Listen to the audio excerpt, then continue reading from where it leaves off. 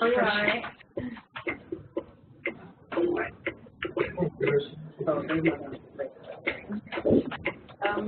I think I set up one to check.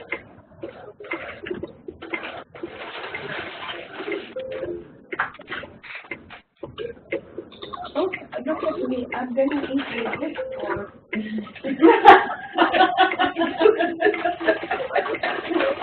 My dad is famous for taking like the serving fork and using it. That's right.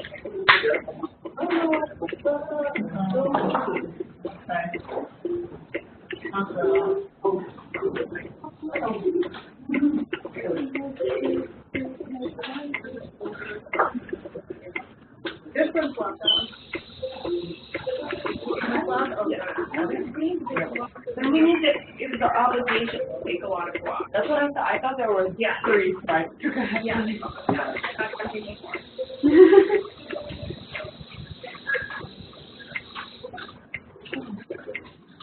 You guys ready for the weekend? Why? Like, we didn't that's the best. I celebrated my birthday.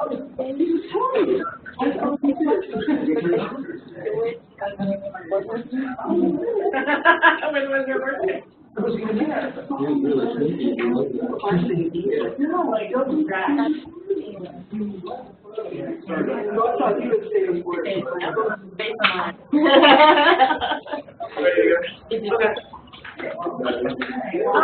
Hi everybody, my name is Chris Rainscreen. I'm the Atlantic Sales Manager for Shielding Group.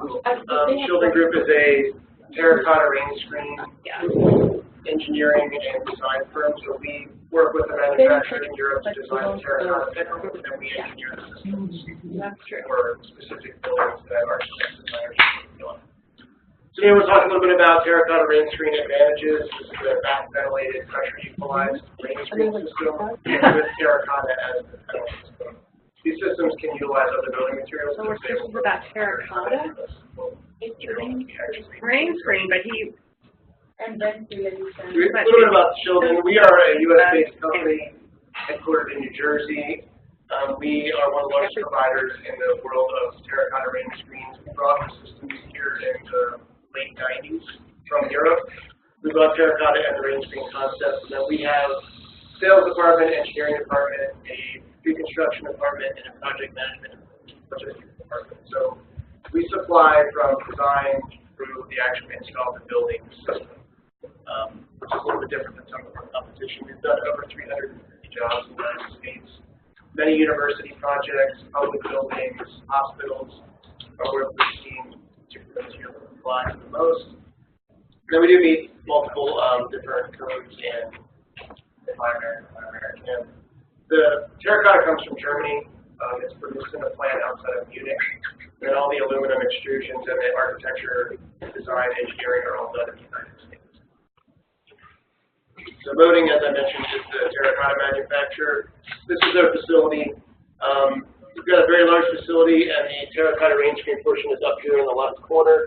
The rest of this facility is utilized to make clinker bricks in terracotta roof tiles, which is what they started out doing under their family-owned operation.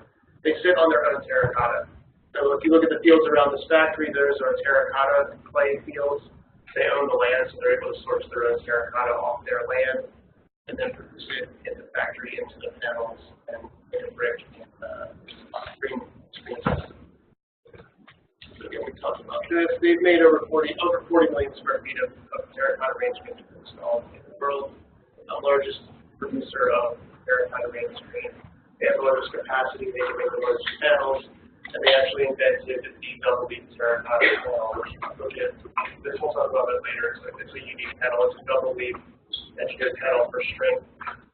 We'll get into that as we progress through the presentation.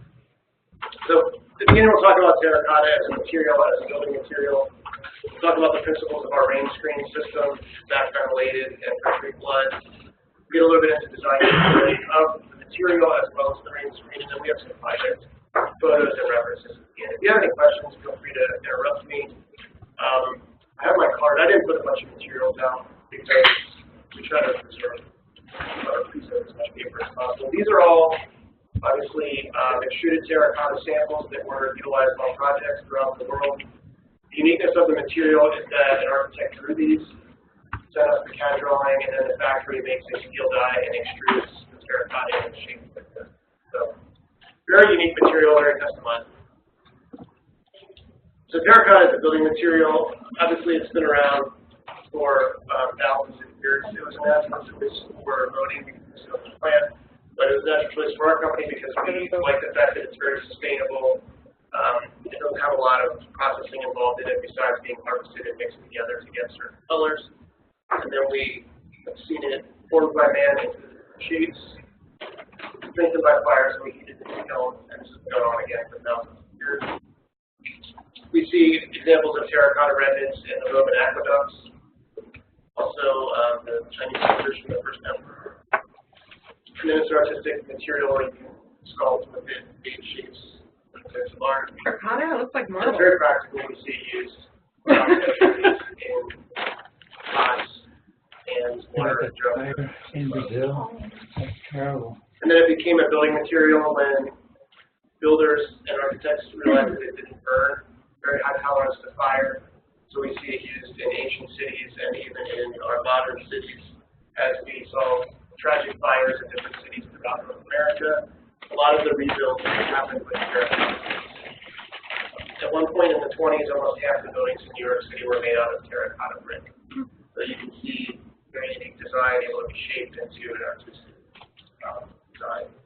And then we call it a great neighbor because it blends well to other masonry materials, other buildings. So on a college campus, for instance, we have 80% of the buildings are brick. Building a new building wants to be more modern with a different facade envelope construction. Look at terracotta as something that can blend very well into a brick campus and not stick out like a glass curtain or a metal panel, or some other types of materials that are available. And so you see it here. This is a white glazed terracotta next to a granite building that has was built in the 1800s. So very easy to assimilate into this neighborhoods. And we can do extremely customizable things. This is the American Jewish History in Philadelphia. This sits on the Independence Mall. So the Liberty Bell is to the south of that. These lots of brick buildings that were built in the 1700s. They wanted a modern building, but they wanted it to blend into the environment. And they customized this building as much as possible. So this is an example of what you can do with terracotta with an unlimited budget to some extent, because there's all these curves. This is all terracotta that was formed in different ways. Some of it was stamped, some of it was curved in kilns or advanced over.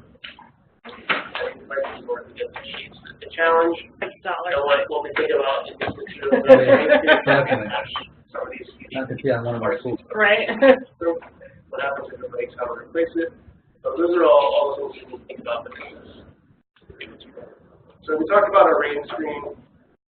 So essentially we're talking about the wall, the envelope of our building. What are the things that go into that? So it's the skin of the building, it's protecting it, various functions and layers. It's protecting the outside elements from us on the inside. Right now it's not doing a great job because our air conditioning stops working.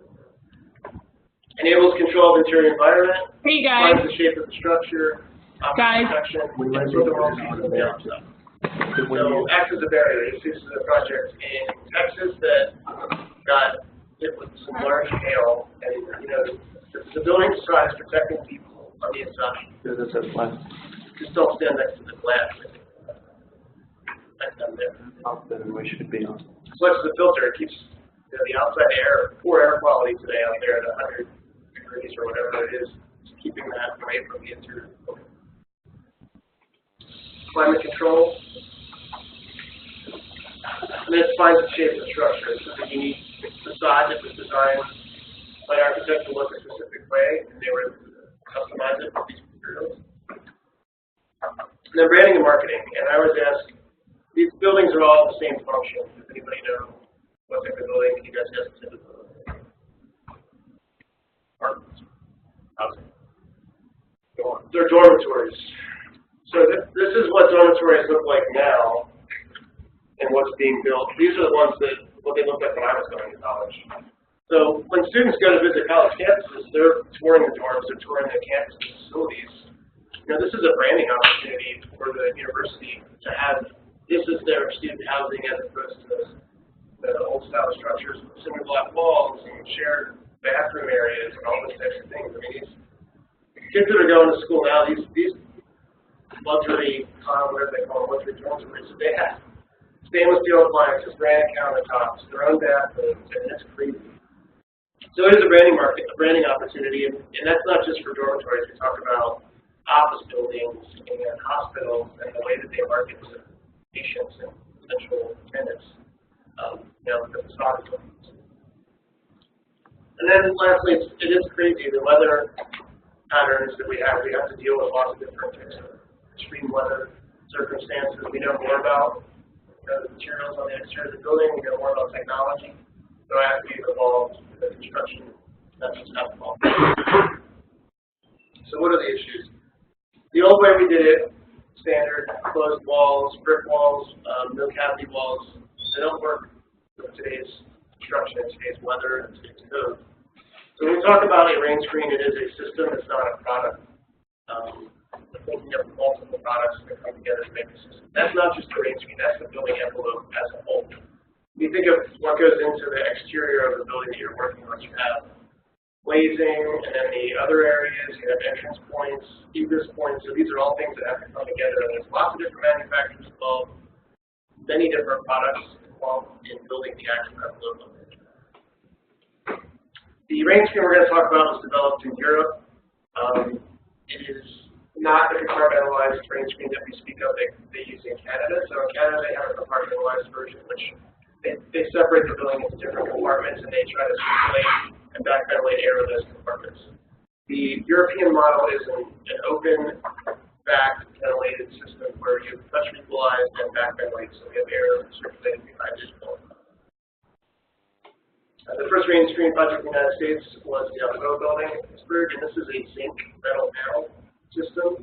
And we do have a back-ventilated chamber behind this zinc panel. So this building still looks great today. Zinc obviously is very tolerant to extreme weather, doesn't stain, get dirty.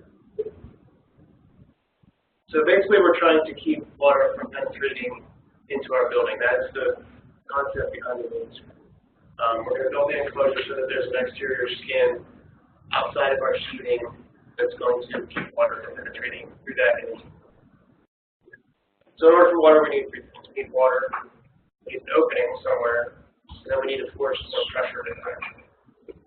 So architecturally and from an engineering standpoint, we design buildings to deal with all these types of issues: capillarity, gravity, kinetic energy, surface tension, air pressure differential. These are all things that we think about in curved wall systems, the glazing, and the other materials we use on the envelope. The problem becomes when wind-driven rain creates a pressure difference. So we have a high pressure area on the exterior of the building, low pressure on the inside of the building.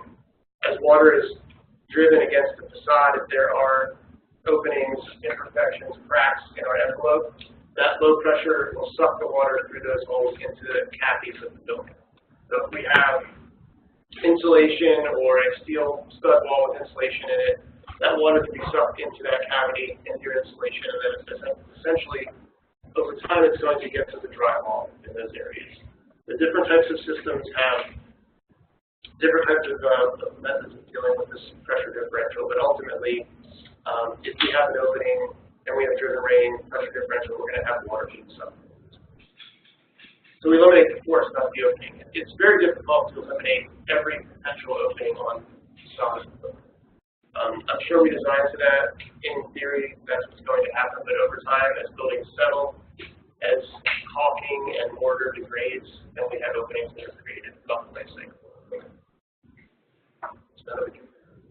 The fully sealed wall we talk about our steel studs with insulation in between them. We have a sheathing on the exterior there. Our our vapor barriers on the inside of the building, and then whatever our cladding is on the exterior of that sheeting. So in a perfect world, that cladding will be sealed with caulk or whatever other material, and it will stay sealed forever. So in reality, that's not going to happen. This wall at some point is going to degrade because the caulking over time and UV rays is going to degrade. And we have to either replace it or it's going to fail. And once it fails and water gets into this space, it's very easy for it to be sucked into the insulation cavity because we don't have any kind of airspace where water can circulate and evaporate out of. This is a more modern brick cavity wall. We've now moved the insulation to the exterior of the building. We have these tiebacks in here to hold the brick wall in place, but we have this little space for air to move and potentially evaporate the water out of there. However, those brick tiebacks block it from circulating through the entire cavity behind that brick wall. So over time, we have rust degrading these tiebacks, and it can cause the wall to fail. And again, water can make it into an insulation. Brick is a porous material, so the more it gets hit with water over and over again, it absorbs into it. It can either end up going through the brick, or it can create effervescence, which we'll talk about later, which is discoloration or a mold or mildew growing on the exterior. The most dangerous phrase in the industry is we've always done things this way. I've been in construction materials for almost 20 years, and the installers love to do things the same way that they've always done. All the installers of all the materials have installation manuals on how to install our materials, how to give them the best life cycle, how to make them perform at their best. I don't know how often they get read. We try to train those people, but again, they like to do things where they've been doing it because they know how long and how much money it costs to do it that way. So the biggest challenge we see with terracotta rain screen or any rain screen is many times the installation has a perception of being significantly more expensive, or the material is significantly more expensive. Those things have changed. That may have been true 10, 20 years ago. Now, the more we see these materials on buildings, being installed on buildings, the more they've come in line with other materials on the facade. So this is a rain screen cut shot, and you can see here we have our steel studs, insulation on the exterior. This is a subgirt system, so that's an aluminum clip that holds our horizontal rails in place. The horizontal rails have clips that lock the panels in place. So now we have a back-ventilated space where air can circulate and evaporate any kind of moisture that does make it through the exterior panel, and also we're equalizing the pressure between the exterior of the building and the interior of the building with that space. So if we look at an example of that from a view, this is a different system. This is a vertical system. As you can see, we've got about an inch and a half air gap, and we shiplap panels of terracotta so that the air can circulate up underneath and out through the top of the wall. So if built properly, which is not the most difficult system to install, really it takes understanding how to use a tape measure. These systems can last for many years. Terracotta will last essentially forever without growing mold, algae, because of the low water retention, and the system behind it because the air is circulating and keeps the prevent it from getting degraded by water over time. So we don't need a perfect wall to install one of these systems. Because we have that back ventilation and pressure equalization, if there is somewhere where our installer may have missed a stud with a screw and didn't go back and waterproof it, in a traditional wall, that's now an opening in the wall. And if we have that pressure differential, water can be sucked in there.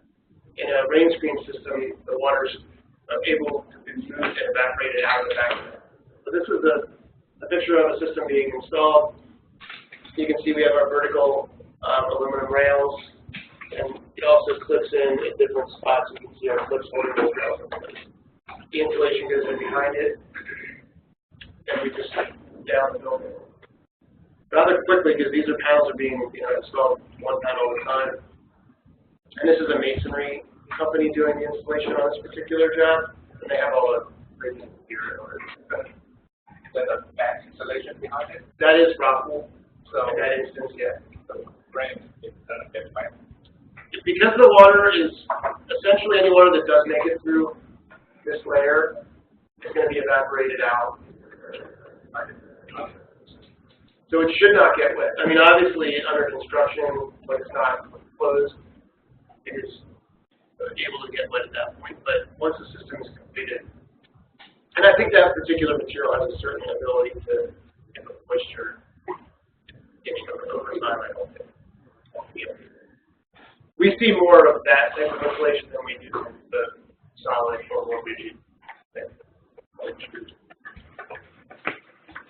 So we don't see effervescence in terracotta because it doesn't absorb water in the same manner that a terracotta panel that's properly produced and meets industry standards should absorb about 4 to 6% water retention rate. So if you think about the majority of the water that's hitting this panel is running off of it, almost all of it, 90+%. So this is caused by water soaking into the brick, sitting on the brick, getting hit by daylight. Get this on any brick building that is exposed to the element is going to end up with that in certain areas where there's lots of water. A couple terracotta photos, you can see this building is over almost 10 years old. Still very clean looking on the outside. We don't have any kind of discolor. And another project. This is actually an Army hospital in Virginia. So when we talk about terracotta being affordable, our Rainscreen being affordable, we're seeing it used on military hospitals, on military bases, on lots of universities, public and private, and then K through 12 education. So projects with very tight budgets are able to get materials on the building in different ways. So, the building owner or property managers or university wanting to add a better material, a better wall, but also they become more affordable than it.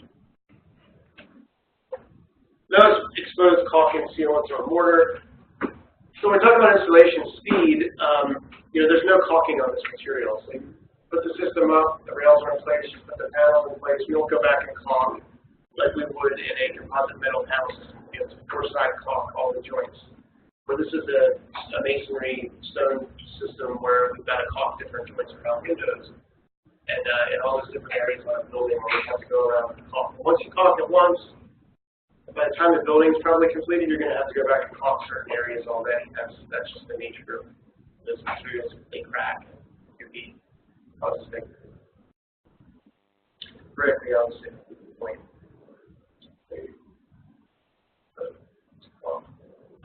Staining. So this is, a composite metal panel. Terracotta will not stain, obviously, because of that low moisture retention. You're saying metal retains water? It stains, doesn't retain water. As metal runs, as water runs down it over years and can get with sunlight, it will stain like that. That moisture, as it evaporates, it'll leave materials. It's not absorbing. It's a vertical system, and you can see our joint line. Very clean. This is a color variated object. Then when we say it's a made-with-true wall, 80 to 100-year wall, we're using and high-quality terracotta panels that are fired at over 2,000 gallons. So if we look at this wall versus a brick wall, metal composite panel wall, that requires maintenance throughout the life cycle. We're looking at a wall that once it's up on the building should not require maintenance to be done.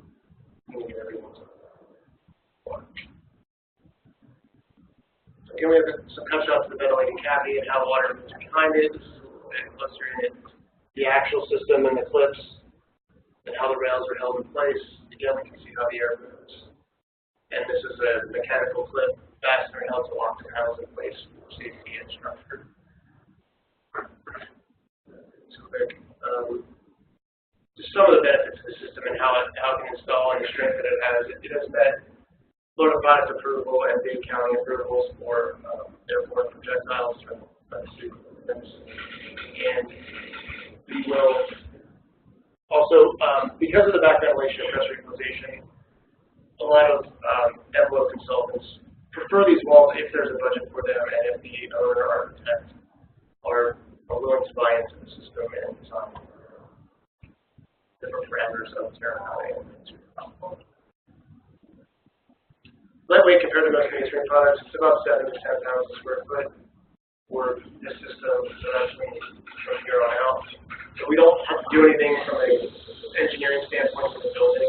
We're still using 2x6 steel studs on the exterior of the building, and we're able to support these sides. However, 260 is the structural calculation for the most part. When we get into some of these bigger panels, then we may have to re-engineer things.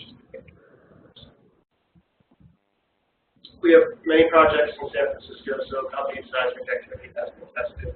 Basically, the system rides the studs of the building, so whatever the studs of the building do, the system's going along with that. Here on installation, because we don't have any caulking or acclimation on site, we can put the material in. Sustainable design materials, again, we talked about terracotta is 35% pre-consumer recycled content.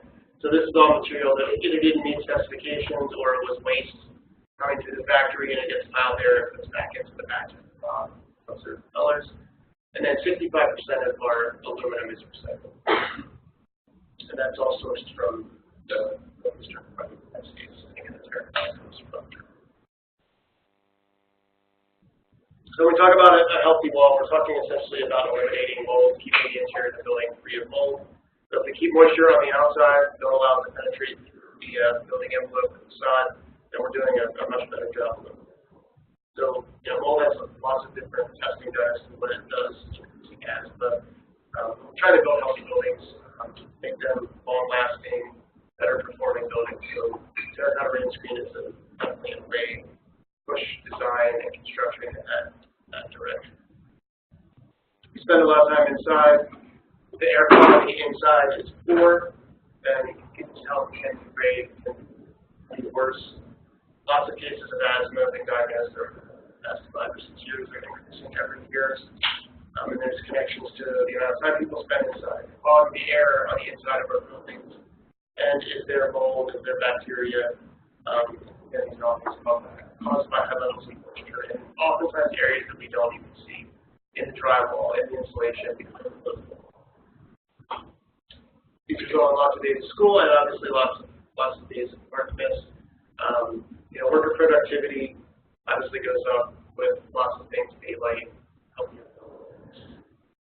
Not an office space you probably would want to spend a lot of time in there. There's no window visible.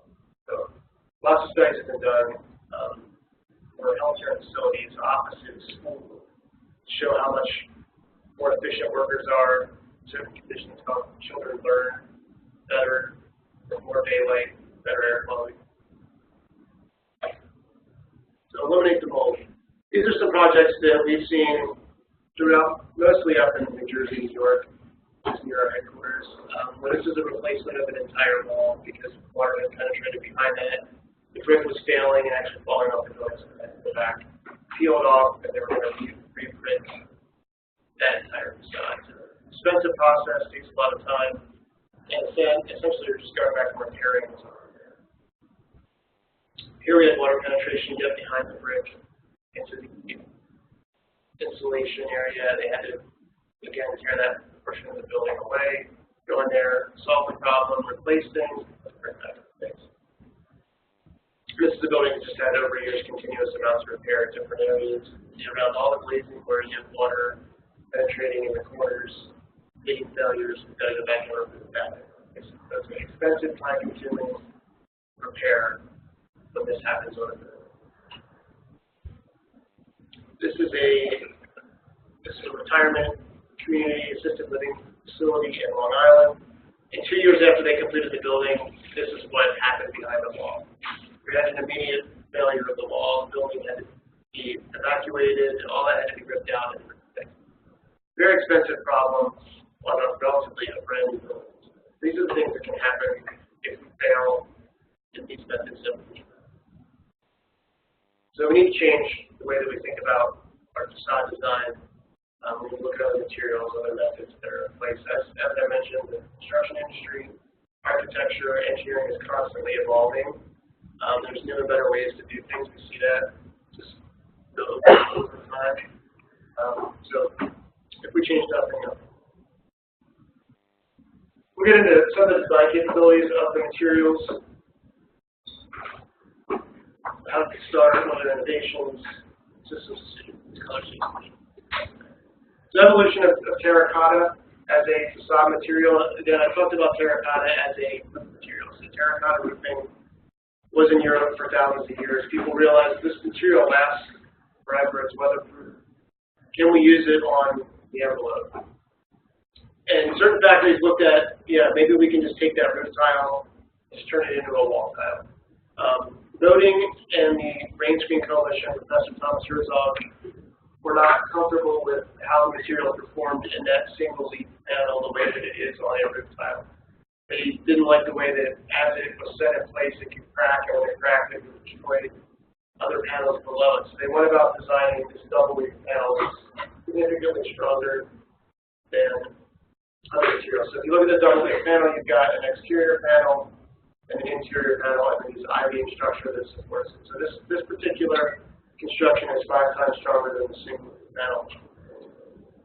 But that was invented in the 80s.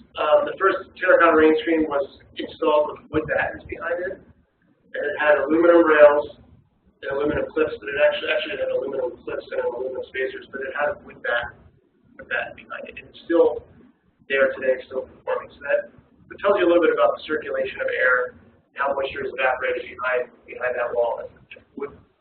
Standard wood battens are back there not rotting away over time. As we move through different iterations of the systems, we looked at marine grade aluminum. Now we're marine grade aluminum as our support structure.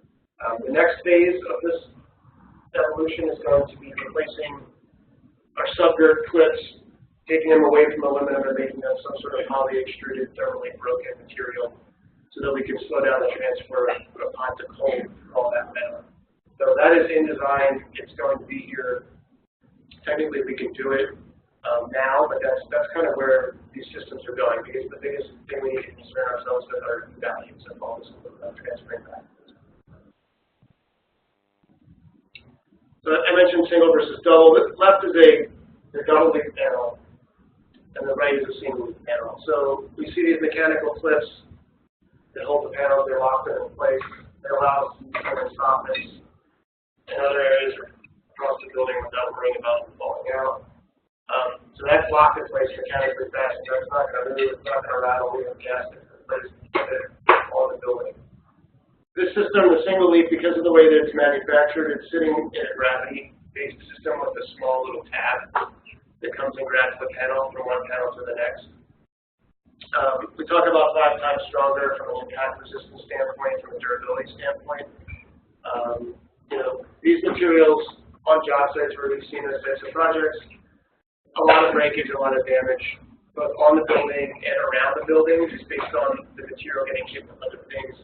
There's a lot more durability in transit and installation with the double panel design. Could they have made a double panel or single panel? Absolutely. It's not difficult to produce it, but we were not comfortable with the way it performed on the side of the building, so we found single panels. The kind of misnomer is that this is significantly cheaper, less expensive than that.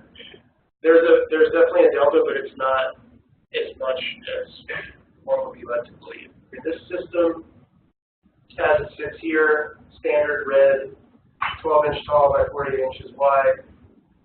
The rails and the panels are between $20 and $25 for the material. It can be installed in the DC market in the $40 to $45 per range for a full terracotta double panel Rainscreen system.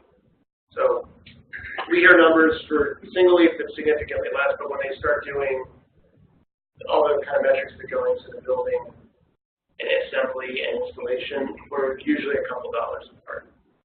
So for a couple dollars, you get a panel that's twice as strong, mechanically locked in place, versus a single panel that's both that. So that's just a little bit of different types of terracotta in the market.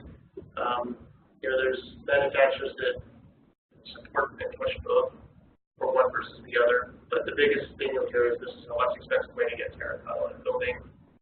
But we've seen challenges with buildings. Design innovations. This is a schematic of kind of what we do from an engineering standpoint.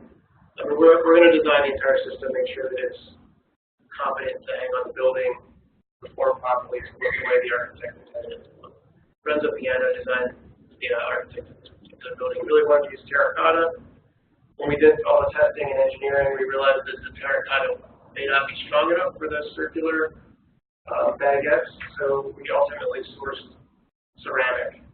So these are ceramic altitude baguettes, and there's 1 million linear feet of this on the building in New York City. The concern was people were going to try to climb up this facade. And shortly after the building was completed, someone climbed up the facade and Spider-Man on it. So that was kind of the engineering that goes into it, and the due diligence that we provide with engineering.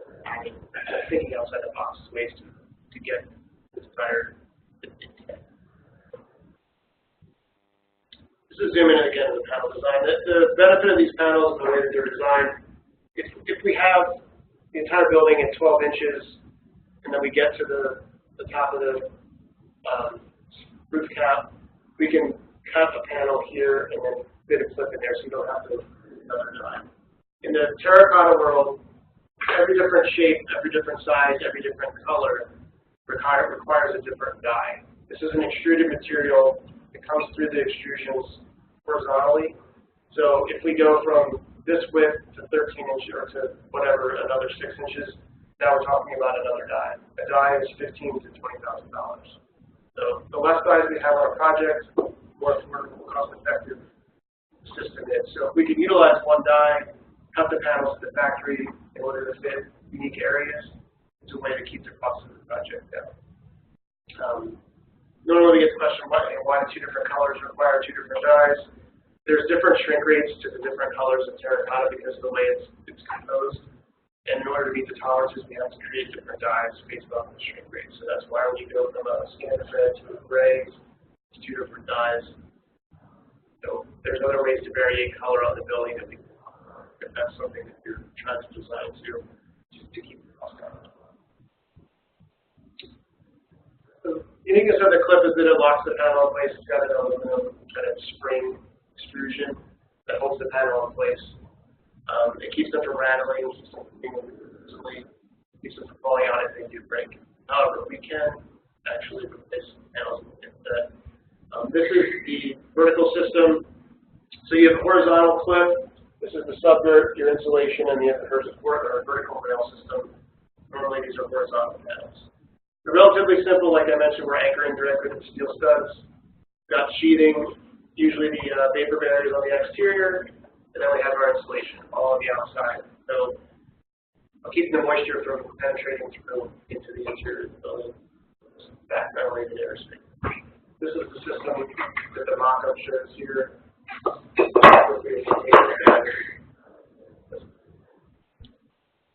Relatively simple. We see how it goes in place. And we position the clips, start the bottom row, and then we work our way up the building. This is the horizontal system. The horizontal system has become utilized much more often now with vertical panels. So these are all examples of what we see as vertical panels. So these are going north and south up the side of the facade. In that particular application, we have to cut this shiplap piece. So if you look at this from the side, we had to drop that panel on the top and the bottom so that we can lock the clip in place. This clip steps in here and is invisible to the next panel. The vertical panels we're seeing more when we're designing. We show the system in the details as a horizontal panel in the horizontal system, but to optimize aluminum, it's a lot easier to use a vertical system on a horizontal panel. Use less aluminum, aluminum is expensive. So the more we can optimize the amount of aluminum, the more we can push.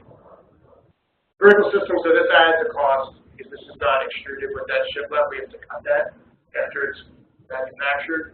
So that is an additional cost on a vertical panel budget. Panel replacement in the system is relatively easy. You break the panel out, the clip gets taken out of place, then we shave a little bit off, replace it. So we can easily replace panels in order to replace one panel. We can break that one panel out, quickly replace it. These are some of the services and solutions that Shielding Group offers. Again, technical service and design. We standard custom colors. So these are standard colors. We have a couple of books, but these are all custom glazes, custom colors. Architects come up with a color. Either we use the RAL color book for glazes quite a bit, or we've seen people use colored pencil mixtures and give us that, and we send it to the factory and say, get this color. Have we done something in this color? So it's a very, very customizable material. However, as we customize, we add cost to the system. So, if we're trying to get terracotta on our project, good. I came in a little late, so I'm not sure if you covered this. Can this wall be done curved? Can it be curved? So it depends on how you want it to be curved. Like, we can create fluted. If you're talking about curved, like the entire panel being curved, we would prefer to produce that in an extrusion and curve the outside face and keep the back flat so that we can lock it into the panels. We have, and I have some examples of very curved panels in this particular presentation. But there's a big project in New York that's being done that has a curved, almost 6-inch projection that comes off the front of the building. And it has a flat back, curved, extruded the same way. So again, custom, right? Custom. It would be custom, but as we produce more dies, you may like this die and say, I want to use that same shape on my building, and then you're not creating a new die, depending on whether or not it's already there. The more projects that we do, the more dies we create, and we don't get rid of them. We keep them. So there are lots of unique designs. And we do a lot with shop drawings and project management because we're invested in the material project product. We don't just drop off the materials with installers in the warehouses. They can fund that. We work with them through the process to understand both the design of the system and the installation that's required to get it.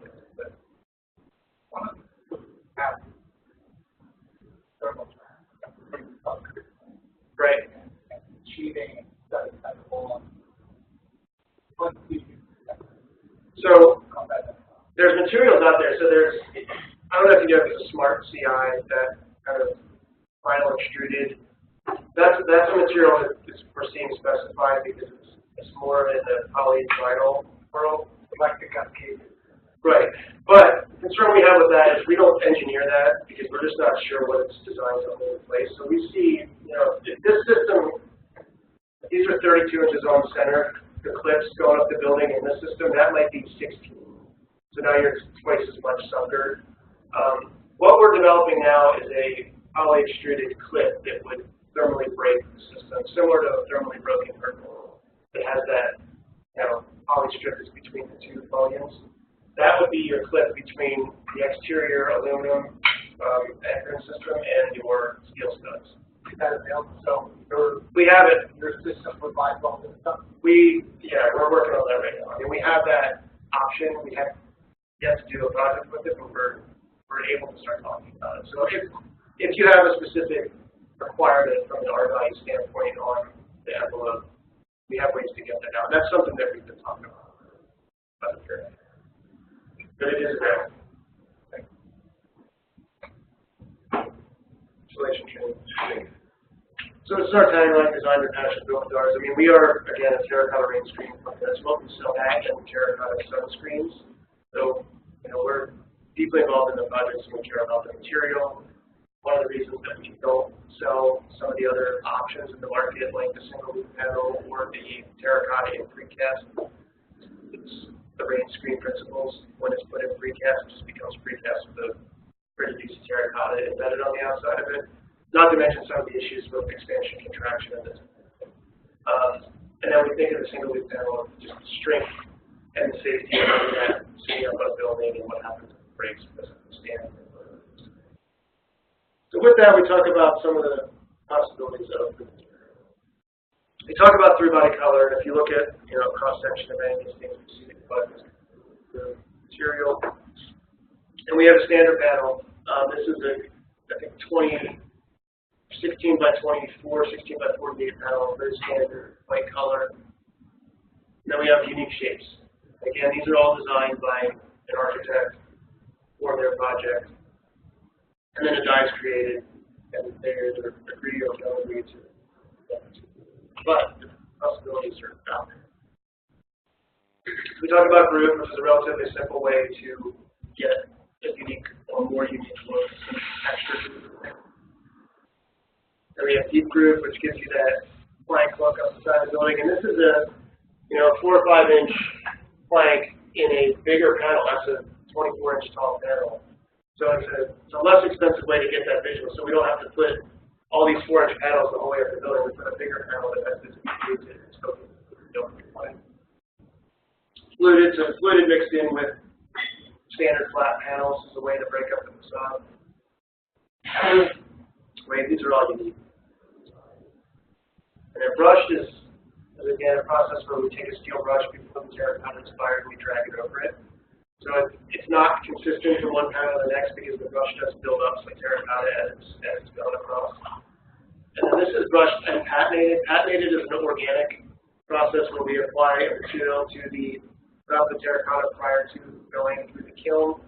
Once it goes in the kiln, there's some color variation that comes out on the other side. So this is color variation. This is the same color clay fired at 2 different temperatures. So it gives a variation of color across the facade. This is patinated, so you can see the randomness of that pattern. The difference between this method and this method is this is all being produced at the same time. Palletized, comes over, you pull a piece off, put it up on the building, and it's random. This we have to sequence it on the building depending on what the design intent is. How does the exterior of the building look? So they have to go through and they have to place each panel on the side of the installer has to dig through the pallets to find it. That's not, those corners are mitered at our factory and they are open. So it's an open joint, but the cantilever is a few inches out. The corner rail is back on the building and then the material is out on the edge of the building. Again, it's not a patinated job, it's in a darker color. Patinated, if it's something that the architect's interested in, we'd like to show off samples, mock-up viewing, because there can be a vast color variation on the project. So we want to make sure that the owner, architect, everybody's is okay and happy with what range of color they're on this system. These inside and outside mitered corners are all done at the factory. They come from the factory that that's what they bought. And then we have glazing available as an option to get a whole other spectrum of color that we can't produce in the plain glaze. There's definitely a lot of options. I have a bunch of glaze up here. Look at it. Again, we use the brow color book. So you send them brow colors to the factory. They try to match it with the glaze, and then they paint this. That's it. We're going to talk about back-end sunshades, but we see more. Because of the way buildings are designed with more glass, more open areas, we see a lot of sunshades now being utilized on the exterior facades on certain elevations and areas of extreme glazing to cut down on the amount of solar heat gain and the amount of light coming into the space. Terracotta is a great material for that. It can be done in extremely different shapes. So there's some projects that we've done. We'll talk about it at times. So that's a story building. That goes the whole way to the top of the buildings, certain facing areas. This is a completely bespoke pattern. This is actually this particular sample.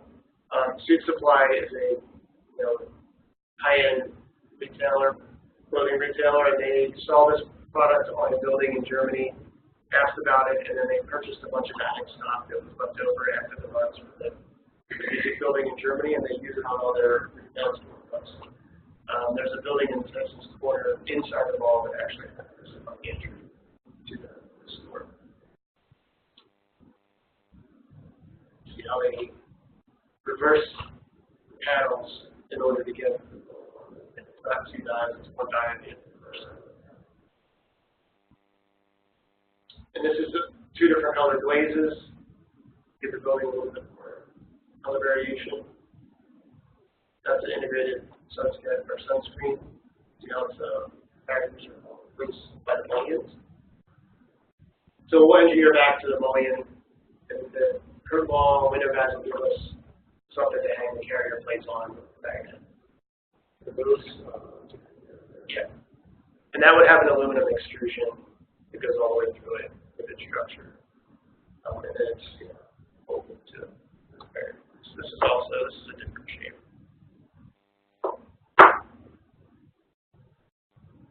This is an example of a mock-up we built in Germany for a project in New York City. This is the 1865 Broadway. So these are the extrusions that are almost 6 inches deep. That projection is almost 6 inches. Again, manufacturing capabilities. Molding has the most production capability of any terracotta plant in the world. They source their own clay. Been around for hundreds of years. Started out obviously as I mentioned.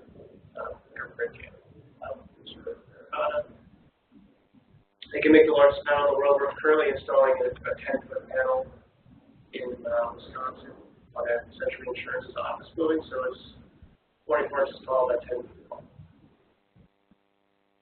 And in that case, as the terracotta gets bigger, we go to thicker panels, so 40 millimeter panel.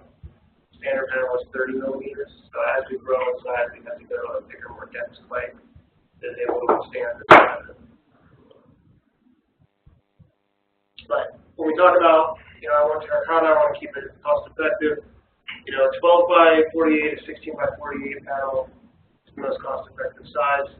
We can go to 60 inches in that 30 millimeter clay. We've done it on numerous projects because that 5 foot window is very popular. And oftentimes architects want their terracotta panels limited budget to be the same width. Go up 60 without jumping into the and we can't do a 60-inch tall by 10-foot long panel. There's a sweet spot there where as the panels get longer, they have to be they're taller, less wide. Factory's full automated, and it's very technologically advanced. Very few people working there. There's up to, I think there's 15 kilns in this factory. They're running 24 hours a day. You can see these are our factories because they won't ship pictures to us. But this is, again, the recycled content that was utilized back into the production. These are controlling atmosphere, temperature, which is very important when we talk about the water absorption rate of the terracotta panel, size, tolerances. Those are all things that need to be monitored very closely. Other manufacturing techniques do not produce the same standard sizes, same tolerances, same water absorption rates. So having these types of kilns that are able to control that makes a difference with the material comes out of the passage. But again, we're talking about the dating 2003s. All the clay promoting is on the site, which is different from some of the other manufacturers who are purchasing clay from other sites. So they have a more difficult time making the same thing over and over again, whereas if you're going to make the same production facility, it makes it much easier. The heat, excess heat from the kilns is used in the drying room, so they're recycling that hot air going into the drying room. So we talked a little bit about the New York Times. Renzo piano is a big component of terracotta. You can design on it, but ultimately is a being ceramic product. This is the building with two different temperatures in play. Again, the takeaway from this project is if you do want that sort of random pattern, it's good to lay it out in your drawings. Ultimately, the installer kind of had to work with us to figure out what the architect wanted because they didn't have any direction as to where they wanted the different colors on the facade. And, I don't know if you want the installer dictating that.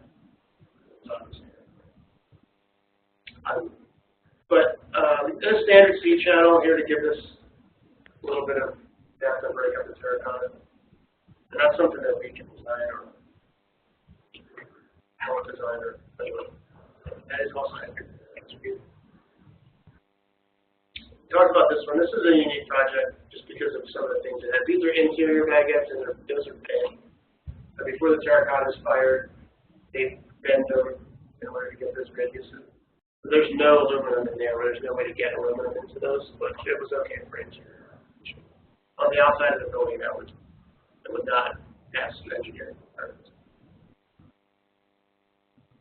Again, we look at some of these shapes. This corner piece that had to be a kiln. A shuttle kiln has a lower kiln. The lower kilns have a max height of about 5 3/4 to 6 inches. So anything over that won't fit.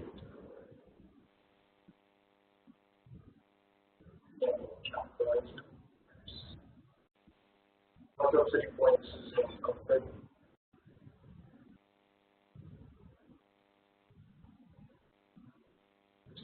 System teacher lab. Now the panels put together. Howard University. So this project did a very tight budget. HDR worked with us to figure out a way to get terracotta on this facility. And ultimately, we were able to get us almost 70,000 square feet of terracotta on the building. There's 5 foot panels, 12 inches tall, and then you can see the included panels that we saw in the earlier slide.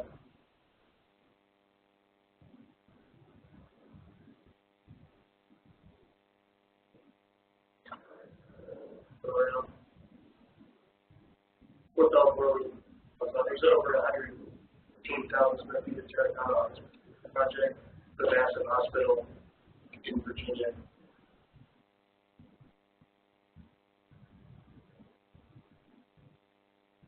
This is a patented project on a lighter colored clay, so we can see how we get a little bit different type of color variation on the lighter product. It's also brushed in certain areas, so they have brushed and patented, and a couple areas that are just standard. This is an interesting design of how to close that.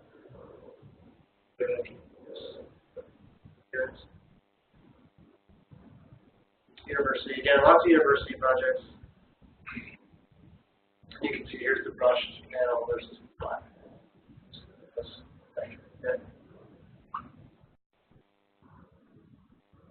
This is the University of Michigan Bioscience Building. This is a very unique design. These are backends for some of the window areas. The Rainscreen is also in this shape, but it is very unique. And you can see the core holes are exposed.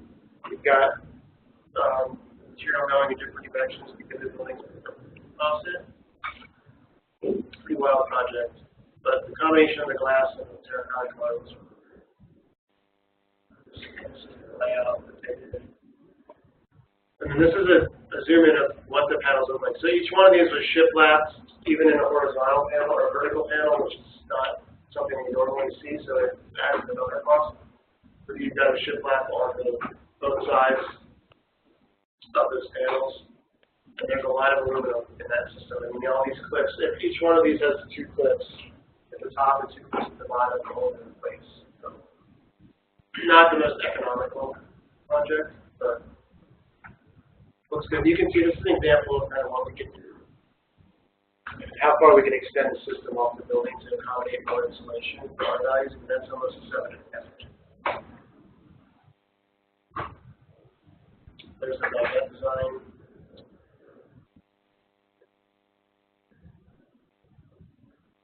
Another building in Michigan.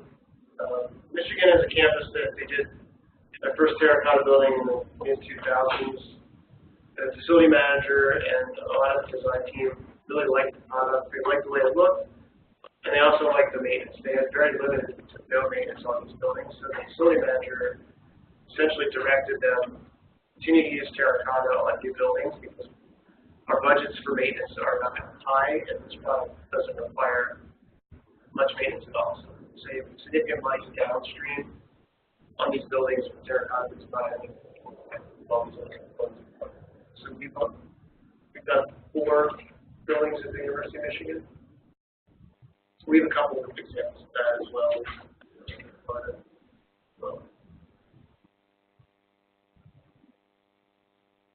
This is a sunscreen and terracotta project. See how they're integrated together. And the building, see going away.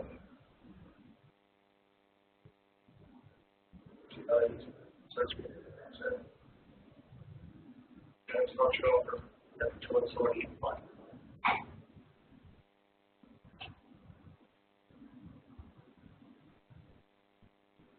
You can see multiple colors on this building. There's also some custom glazing. There's a CVS pharmacy and Starbucks, and they wanted custom glazes to match their colors. We were able to produce those for the storefront areas and then the upper portions of the building. We have 3 different colors that they utilize. They're flat panels. And there's the color of the skin.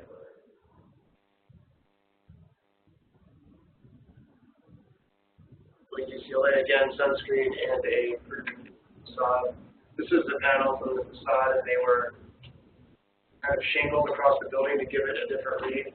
Originally, the architect wanted the aluminum system in the back to be shingled and have the panels all the same.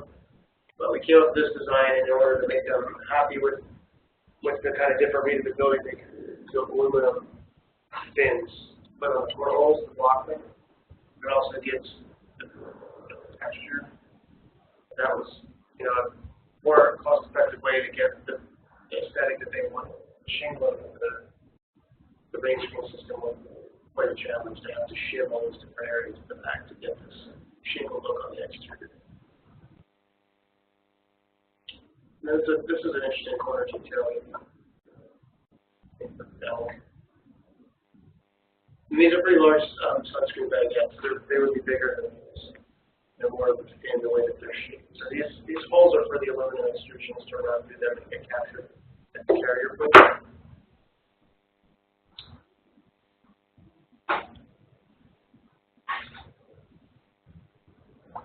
That's a shot.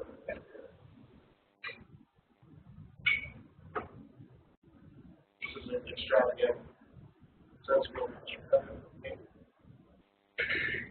This shot's just a good visual of what you can do with terracotta as a kind of natural masonry type material. This is the Colorado School of Mines. You can see mountain backgrounds and how the materials on the building blend in and their surroundings. Gun gallery. These are baguettes with a bit of about a 12-inch cantilever on each corner. So those are hanging out 12 inches and they have a cap on them. It was painted the same color as these as the baguettes. This project at Rice University. These are about 12-foot areas between each concrete slabs. So there's 3 sections: terracotta, different glazes, pure and timberlake design this building. And we work with them in an effort to hold these in place.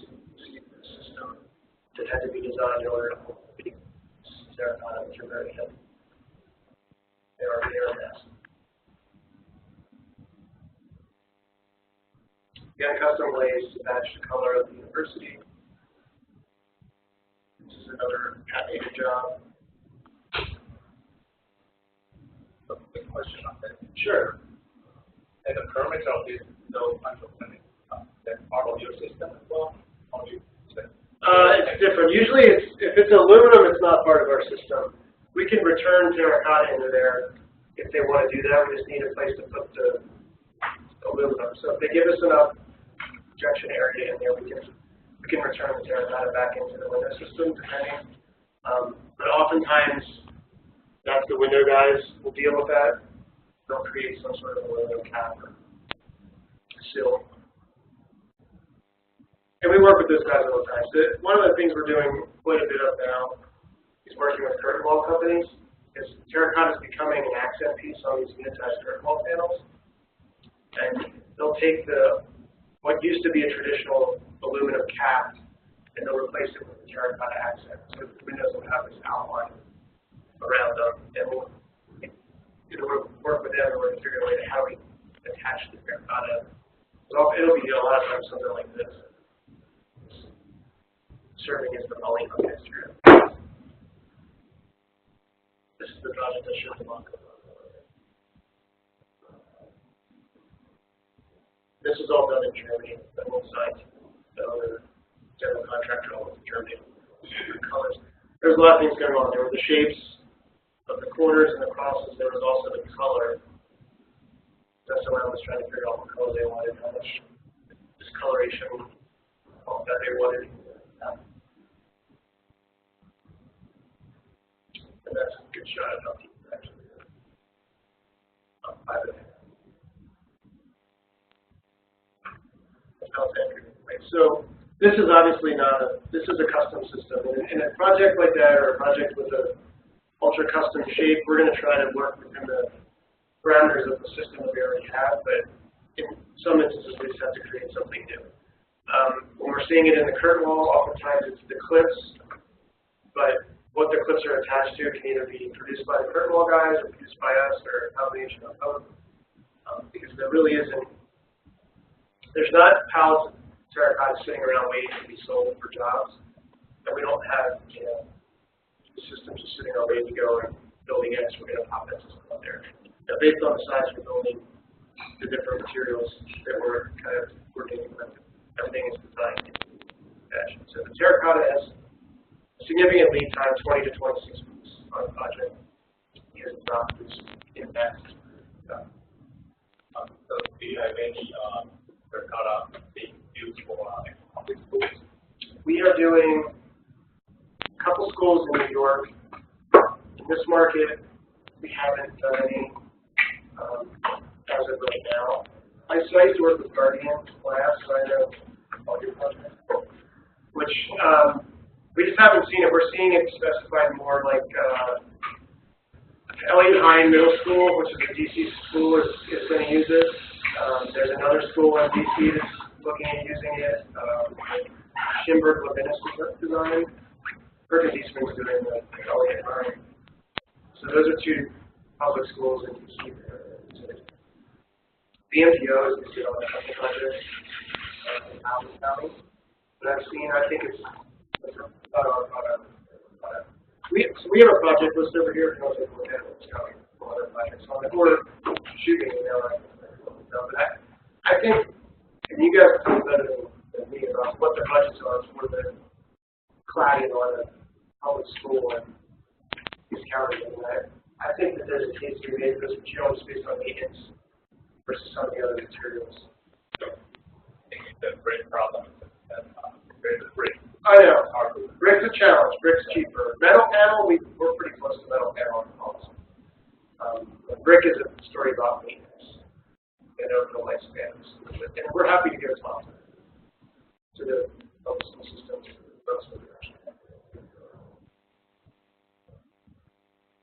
But I'm local. I live in Northern Virginia. I know you're from if you have a question, shoot examples.